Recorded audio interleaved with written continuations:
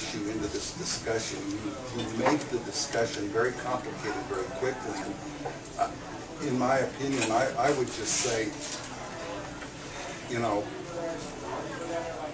it's a legitimate issue. I'm not trying to say that the legal aspect of this is not an important thing to think about and to talk about. But boy, there's a lot of things on the plate out here in this room, and it gets complicated very quickly. And trying to sort through this whole issue of moral versus legal, I think just it's heavy. It's pretty heavy. Could a Christian break the law, do you think? And then under what circumstances, I believe it's Rahab in the Old Testament who sheltered the spies. That's a great question.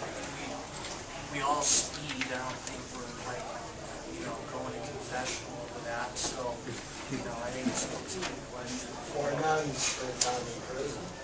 Say that again. 4 nuns spent time in prison for spilling blood. This is. Well, and I think that, the example I gave was slavery. Helping slaves escape their state of slavery, taking them to a place was definitely against the law. So I don't know, and Gary's the execution, you have something to say about this as well, or anybody else, but to me I don't think there's any, I would not be comfortable setting a precedent that a Christian cannot in any circumstance break any law. But the question is, when the law breaks God's law, so, and I'm not sure that it holds, that this is the precedent we're talking about here. So to be intellectually honest, I would say, I think it's okay for Christians to break the law. I'm not sure that breaking the law when it comes to marijuana it really fits that standard. Now, what I would say is that I think that, again, to make it more complicated, here we have the federal government that's advocated their role.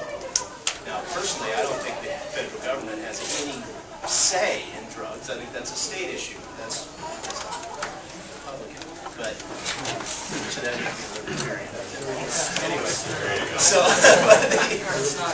but the point is that but they are, right? But they're advocating their role in enforcing the law, so that does add another complexity when it comes to rules. That's a very good point. I'd like to go back to this gentleman's question a little bit earlier in terms of the risk. And I apologize if this makes the conversation more complicated. For me, I've been using that word a lot. For me, in my own mind, I have a sort of a matrix in which on one side I have medical, then recreational, okay, 2 columns. And down the side, the 2 different variant forms of marijuana. I'm trying to keep this simple, and which makes for 4 different benefit and risk evaluations. Okay.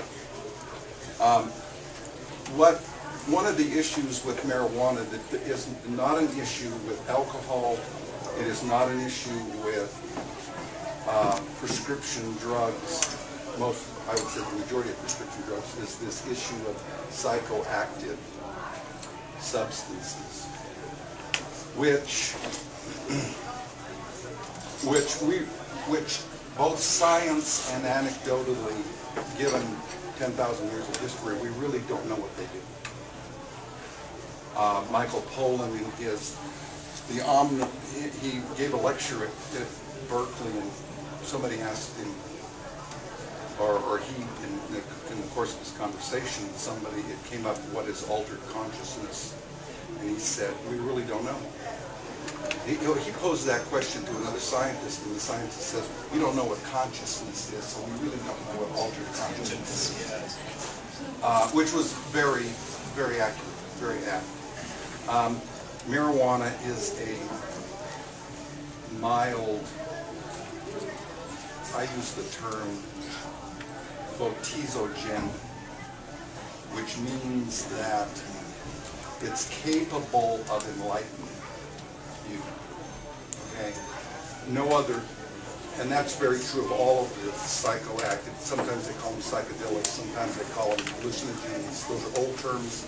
They tried to back in the late 70s, they tried to come up with a different term that was a little more accurate. It's called an entheogen. The group that coined that term were pantheists and panentheists. That means they didn't believe in a creator God that was personal. They believed that God was all. And that term then favored their description of what these drugs do. So that's the risk that you asked about. Imbibing these substances can create a big philosophical and religious challenge for anybody that engages in it. It can raise questions that can really, really shake you to your foundation as far as your worldview, which is not true with alcohol. What's that? I said, you're absolutely right. So, again, going back to where I was at, benefits, risks. You've got to understand the risks. How is this a risk?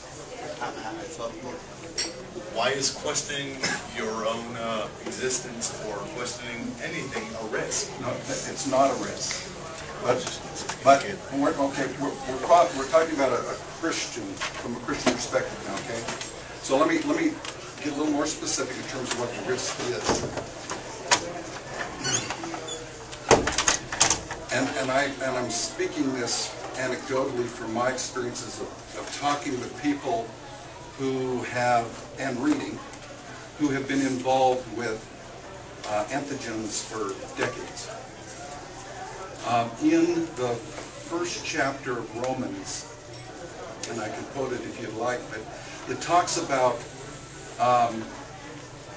a deception that we all are vulnerable to, and that is confusing the creation for the Creator.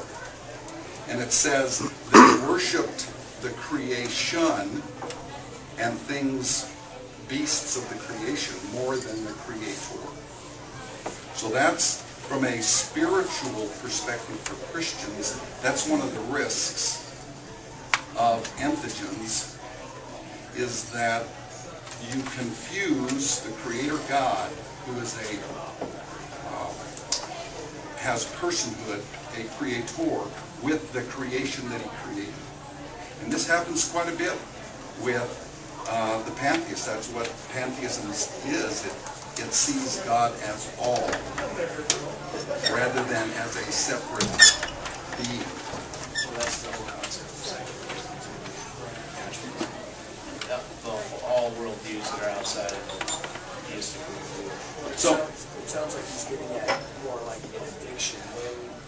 When at some point, are you substituting, when does recreational use become an addiction?